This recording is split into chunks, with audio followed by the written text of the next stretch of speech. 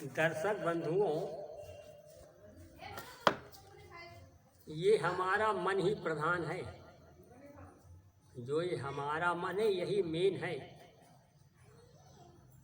यही पाप करवाता है और यही पुण्य भी करवाता है।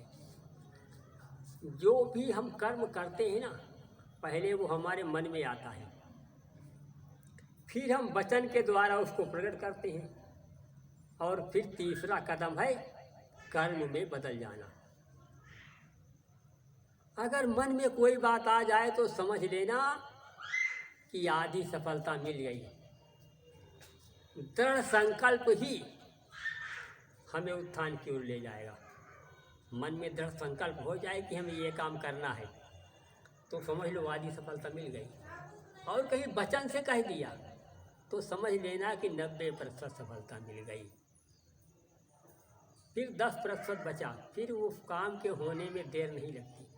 3 कदम होते हैं, मन, वचन और कर्म। जब आपको सज्जन और दुर्जन की परख होगी तभी आप छल का शिकार होने से बच सकते हैं। अगर पहचान न पाए तो फिर धोखा खा जाओगे। लेकिन जिनका मन कलुषित है, जो दूसरों का अहित सोचते रहते हैं, उन्हें पहचान नहीं हो सकती। वे सभीत रहते हैं, वे डरे हुए होते हैं, वे सबको संकित नज़रों से देखते हैं, वे पहचान नहीं पाते। सद्गुरु ने लिखा है कि जे कामी लोलुप जगमाही कुटिल काकियो सब ही डराई।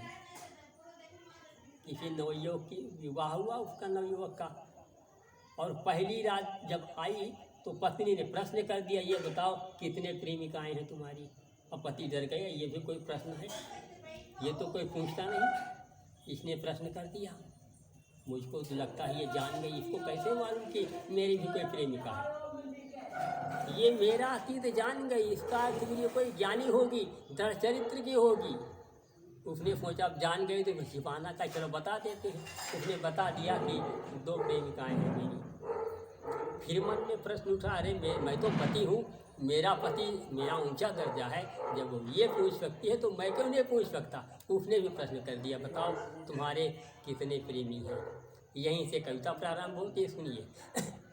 प्रथम बार कन्या गई अपने पति के गे, तो ब्रह्मचारी है पति नहीं, हुआ उसे संदेह, हुआ उसे संदेह। नज़र संकित थी उसकी प्रथम मिलन की रात, पति सूरत लखे उसकी, बोली हिम्मत करके अपने दिल की सुनाया, बोलो कितनी प्रेमिका है तो मन को भाया।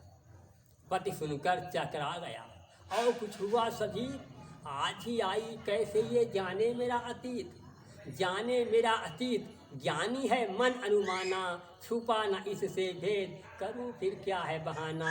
बोला केवल 2 युवती का साथ है पाया, आज तुम्हारा 3जी बार समय है आया।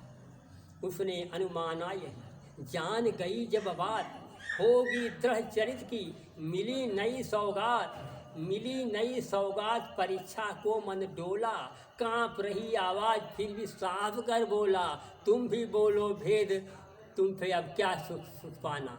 तुम भी बोलो भेद, कितने प्रेमी का सुख जाना, जीवन भर के साथी हैं अब सच ही बताना।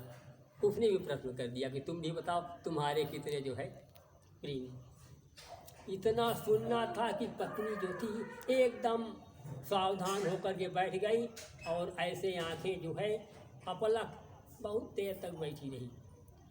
अब न नज़र उठे न गिरे, एकदम सावधान जैसे ध्यान कर रही हो। तो पति विचार करने लगा, लगता है इसके मन को मैंने पीड़ा पहुंचाई है, ठेस पहुंचाया है, मुझे इसे ये प्रश्न नहीं करना चाहिए था, बड़ा दुख पहुंचा है इसके मन को। तो उससे वो चलो पूछते हैं, हो सकता है भूल गई हो। तो पत्नी का मुख हो गया उसी समय गंभीर, दृश्य देख कर पति के चुभा हृदय में तीर, चुभा हृदय में तीर इसका क्यों दिल है दुखाया, सोचा होगा निष्कलंक पर दोष लगाया। बीते 15 मिनट नारी मुख से ना बोली, नजर उठे ना गिरे जैसे मूर्ति हो भोली। बड़ा डर गया पति, लेकिन फिर ये सोचा चलो पूछ लेते हैं। बहुत देर बीत गए, 10 मिनट बीत गए, 15 मिनट बीत गए, और जैसे उसने वो हाथ पकड़ के हिलाया ना, तब वो एकदम से जागी और बड़ी जोरों से उसे क्रोध से घूरने लगी। पति कहने लगा, अरे कैसी हो तुम? मैंने पूछा, तुम्हें नहीं, मुझे नहीं गुस्साया और तुम क्रोध में आ गई। उसने कहा, नहीं नहीं, तुमने प्रश्न किया है, उसका उत्तर मैं भी दूंगी। मुझे क्रोध इसलिए नहीं आया, क्रोध तो इसलिए आया कि जब तुमने पूछा कि तुम्हारे कितने प्रेमी हैं, तो मैं ध्यान लगा करके सोच रही थी कि कितने प्रेमी हैं, मैं, सुरेश, रमेश, वो सब याद कर रही थी ना, और 20 तक गिनती पहुंच गई थी, और तुमने मेरा ध्यान भंग कर दिया। अब मैं भूल गई ना, अब फिर से गिनना पड़ेगा, इसलिए मुझे तुम्हारे ऊपर क्रोध आया। सुनिए गीत की अंतिम पंक्तियाँ। कुछ भय कुछ संकोच से पकड़ हिलाया हाथ, उत्तर नहीं तुमने दिया, भूल गई क्या बात, भूल गई क्या बात। सुनते ही वो झुझलाई, चौंक पड़ी बोली, मन ही मन है सुखचाई, कैसे तुम्हें बताऊं, शांति कितने थे लेते, ध्यान किया है भंग, तुम गिनने भी नहीं देते। बस आज की सब चर्चा इतनी ही। गीत पसंद आया हो तो वहीं पे आशीर्वचन दें। नमस्कार।